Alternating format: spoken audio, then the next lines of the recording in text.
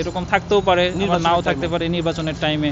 এখানে কিন্তু বিরাট একটা ষড়যন্ত্র, এটা লাগতেছে যে অনেক দিন ধরে পরিকল্পনার একটা অংশ ছিল। আমরা কোথা থাকবো এরকম হলে? কোথা যাবো আমরা?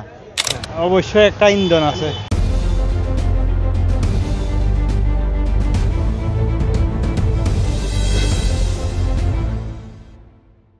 আসলে সাধারণ শিক্ষার্থীদের সাথে গ্রামবাসীদের এই ঝগড়া, এটা অনেক দিন ধরে সিভিতে আমরা দেখতেছি, ছবিতে এটা অনেক দিন ধরে চলতেছে, লাগতেছে এগুলো উস্কানি। কালকে আপনারা যদি ভিডিওগুলো দেখেন, এখানে দেখতে পাবেন গ্রামবাসী না, গ্রামবাসীর চেয়ে এখানে মধ্যবয়সী যুবক কিন্তু বেশি, যাদের হাতে বিভিন্ন ধরনের বড় বড় রামদা, ছুরি ইত্যাদি। তো আপনারা এগুলো দেখলে বুঝতে পারবেন এখানে গ্রামবাসীরা নাই। গ্রামবাসীরা এই ধরনের কাজ করতে কখনো উৎসাহিত হবে না, কখনো এগুলো করতে চাইবে না। এখানে কিন্তু বিরাট একটা ষড়যন্ত্র, এটা লাগতেছে যে অনেক দিন ধরে পরিকল্পনার একটা অংশ ছিল এই ষড়যন্ত্রটা। তাছাড়া আরেকটা জিনিস আপনারা খেয়াল করবেন যে আমরা এই যে এই ঘটনাটা 11টা থেকে শুরু হয়েছিল, কিন্তু বাহিনী, বিভিন্ন পুলিশের বাহিনী আসতেছে হচ্ছে 2টার দিকে। তো একটা বিশ্ববিদ্যালয়ের মতো এরকম একটা সেন্সিটিভ একটা জায়গায় এতবার একটা ঘটনা, যেটা ফেসবুকের মধ্যে সাধারণ মানুষের সাথে সবাই দেখতেছে, কিন্তু একটা বাহিনীরা, বিভিন্ন ফোর্সের বাহিনী আসতেছে যে 5-6 ঘন্টা লেটে। এটা কি আপনাদের অবশ্যই সন্দেহ লাগার একটা কথা? একটু বাড়াবাড়ির মাধ্যমে যখন হয়েছে, এটা বাড়াবাড়ি একটা মিটমাট করানোর জন্য একটা বসার দরকার আছিল। এটা বসে একটা মিট করানো ছিল। মিট করলে এটা এতটুক লম্বা ঘটনা হতো না। এতটুক লম্বা ঘটনা হয়েছে শুধু একটু বাড়াবাড়ির জন্য, একটা ওই দশাদশি করার জন্য। তো এটা না করাই উচিত ছিল। এই যে কুবাকুবি, মারামারি, কাটাকাটি, এগুলা এটা তো দেশের নীতি না। এটা দেশে আইন আছে না, একটা প্রশাসন আছে।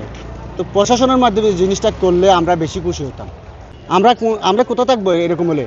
কোথা যাবো আমরা? সব মশার বিরুদ্ধে সুরক্ষা দিতে এলো বসুন্ধরা এক্সট্রিম এরোসল। মশার বিরুদ্ধে এক্সট্রিম সুরক্ষা। অবশ্যই একটা ইন্ধন আছে। ইন্ধন হয়তো এখানে তো আওয়ামী লীগের লোক ছিল, এখানে মঞ্জু গ্রুপ ছিল। হ্যাঁ, তো এদের কোনো যোগসাজত থাকতে পারে, হয়তো দেশকে এরা ক্ষমতায় আসার জন্য, আবার দেশকে অস্থিতিশীল করার জন্য বিভিন্ন অঘটন ঘটাইতে পারে। এটা কোনোভাবেই কাম্য না। একটা সমস্যা হলে আমি আইনের কাছে যাব, আমি ইয়ার কাছে যাব, আমি নিজে কেন হস্তক্ষেপ করব? একটা শৃঙ্খল প্রশাসন দরকার আমাদের। নির্বাচনের প্রয়োজন আছে। এই ধরনের সিচুয়েশন কেউই চায় না। আমরা দেশের সুষ্ঠু পরিবেশ যেন বজায় থাকে, এটা সবসময় আমরা সাধারণ জনগণ হিসেবে আমরা চাই। ঠিক আছে, সামান্য একটা তুচ্ছ একটা ঘটনাকে নিয়ে এই ধরনের বড় ঘটনা যাওয়া, এটা আমি বলি স্টুডেন্টদের পক্ষ ঠিক না, আর ওখানে লোকাল এলাকারবাসী যারা আছে ওদের পক্ষ জিনিসটার একটা সমঝোতা থাকা উচিত ছিল। ঠিক আছে, আসলে চিটাগাং ইউনিভার্সিটিতে যে ঘটনা ঘটছে, এটা আমাদের সাধারণ মানুষের কাম্য নয়। আমরা চাই যে সাধারণ জনগণ এবং স্টুডেন্ট সাধারণ জনগণ যারা আছে ওখানকার স্থানীয়, তারাও যেন না চায় যে না ওরা স্টুডেন্ট, ওদের অভিভাবক নাই, এখানে আমরাই অভিভাবক। এবং স্টুডেন্ট যারা আছে তারাও যেন না চায় যে না আমরা বাড়ি থেকে অভিভাবক ছাড়া এখানে আসছি, আমরা মিলেমিশে একসাথে থাকবো।